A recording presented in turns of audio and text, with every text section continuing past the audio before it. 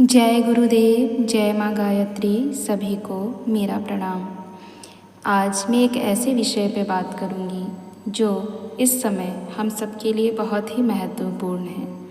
मैंने अक्सर देखा है कि बड़ी ही आसानी से लोग गुरु का बदलाव कर देते हैं और बड़ी ही जल्दी अपने स्वार्थपूर्ण होकर अपने गुरु को छोड़कर किसी और को गुरु बनाते हैं और न जाने अपने जीवन में इधर उधर ऐसे ही भटकते भटकते कितने गुरु को बनाकर और अपने अध्यात्म को बहुत ही नीचे स्तर पर ले जाते हैं।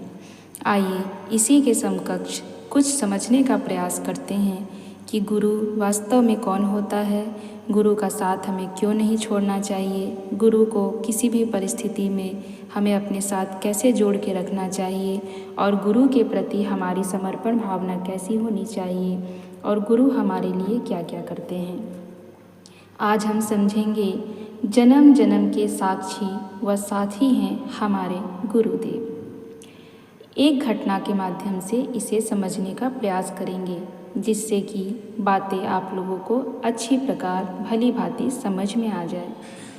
यह घटना महर्षि अरविंद और उनके शिष्य दिलीप कुमार राय के बारे में थी।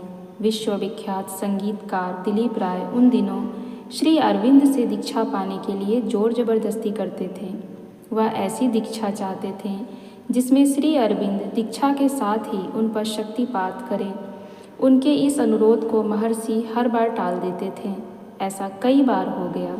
निराश दिलीप ने सोचा कि इनसे कुछ काम बनने वाला नहीं है, चलो किसी दूसरे गुरु की शरण में जाएं। और उन्होंने एक महात्मा की खोज कर ली। ये संत पांडिचेरी से काफ़ी दूर एक सुनसान स्थान में रहते थे। दीक्षा की प्रार्थना लेकर जब दिलीप राय उन संत के पास पहुँचे तो वह इस पर बहुत हंसे और कहने लगे, तो तुम हमें श्री अरविंद से बड़ा योगी समझते हो? अरे वह तुम पर शक्तिपात नहीं कर रहे हैं, यह भी उनकी कृपा है। दिलीप को आश्चर्य हुआ, ये संत इन सब बातों को किस तरह से जानते हैं? पर वे महापुरुष कहे जा रहे थे, तुम्हारे पेट में भयानक फोड़ा है, अचानक शक्तिपात से यह फट सकता है और तुम्हारी मौत हो सकती है। इसलिए तुम्हारे गुरु पहले इस फोड़े को ठीक कर रहे हैं। इसके ठीक हो जाने पर वह तुम्हें शक्तिपात दीक्षा देंगे। अपने इस कथन को पूरा करते हुए उन योगी ने दिलीप से कहा, मालूम है तुम्हारी ये बातें मुझे कैसे पता चली? अरे अभी तुम्हारे आने से थोड़ी देर पहले सूक्ष्म शरीर से महर्षि अरविंद स्वयं आए थे। उन्होंने ही मुझे तुम्हारे बारे में सारी बातें बताई। उन संत की बातें सुनकर दिलीप तो अवाक रह गए। अपने शिष्य वत्सल गुरु की करुणा को अनुभव कर उनका हृदय भर आया। पर ये बातें तो महर्षि उनसे भी कह सकते थे, फिर कहा क्यों नहीं? यह सवाल जब उन्होंने वापस पहुंचकर श्री अरविंद से पूछा तो वह हंसते हुए बोले, यह तू अपने आप से पूछ, क्या तू मेरी बातों पर आसानी से भरोसा कर लेता?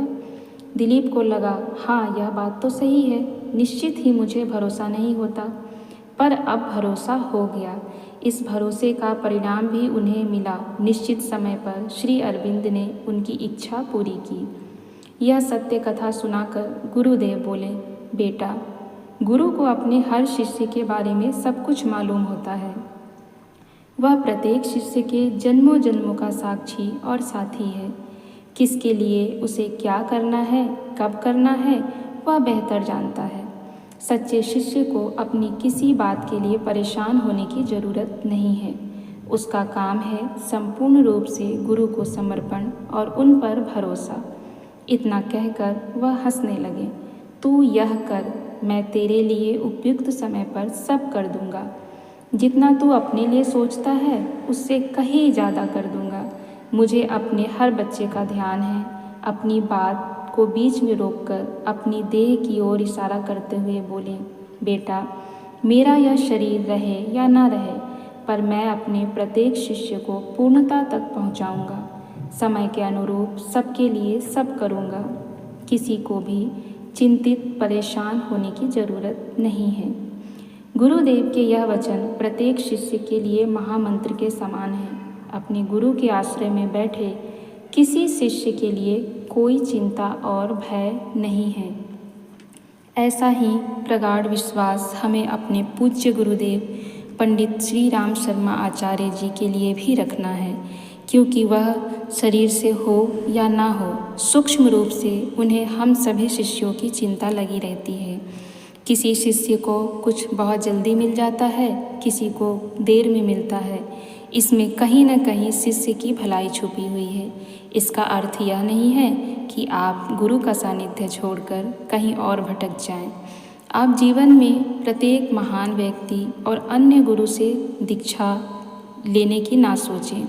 आप ज्ञान अवश्य लें। आप अपने जीवन में प्रत्येक क्षण एक एक गुरु बना सकते हैं। आप अपने जीवन में दत्तात्रेय की तरह बहुत से गुरुओं का सानिध्य पा सकते हैं। आपका उद्देश्य सभी गुरु से ज्ञान प्राप्त करना होना चाहिए, परंतु जिसे आपने हाथ सौंपा है वह तो केवल एक गुरु होना चाहिए, क्योंकि उसे तभी तो आपकी चिंता रहेगी।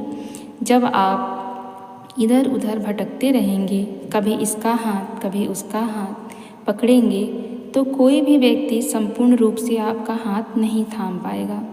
इसलिए आपको किसी एक हाथ में अपना हाथ बड़ी मजबूती के साथ समर्पण भाव से देना होगा, और इसके बाद आप सभी से ज्ञान प्राप्त कीजिए, क्योंकि ज्ञान पाने के लिए आपको कहीं एक जगह स्थिर या किसी एक वस्तु या एक गुरु या किसी एक संस्था या किसी एक पुस्तक पर निर्भर नहीं होना चाहिए। ज्ञान पाने के लिए आप संसार में प्रत्येक चीज़ से ज्ञान पा सकते हैं।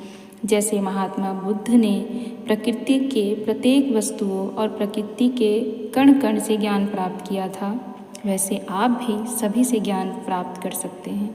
परंतु स्वार्थवश आप किसी अन्य जगह भागने की अगर सोचते हैं तो जीवन भर आप भागते ही रह जाएंगे और आपका उद्धार कोई भी गुरु नहीं कर पाएगा। इसलिए जिस गुरु को मानते हैं उसके साथ बिल्कुल समर्पण भाव से अडिग रहें और उसे अपना हाथ संपूर्ण रूप से थमा दें कि अब आपको जो करना है आपको ही करना है। मैंने तो समर्पण भाव से अपनी ये हाथ आपको सौंप दी है, स्वयं को आपको सौंप दिया है।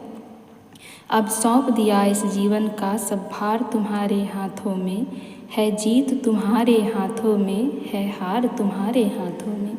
इस बात को अपने जीवन में उतारिए, इसे गांठ बांध लीजिए कि जिसे हमने अपना जीवन और स्वयं को सौंप दिया है, उसके बाद हमें चिंता करने की कोई आवश्यकता नहीं होनी चाहिए। और ऐसा ही पूज्य गुरुदेव ने भी हमें सदैव समझाया है कि वह सदैव हमारे साथ हैं, हमें चिंता करने की कोई आवश्यकता नहीं। धन्यवाद।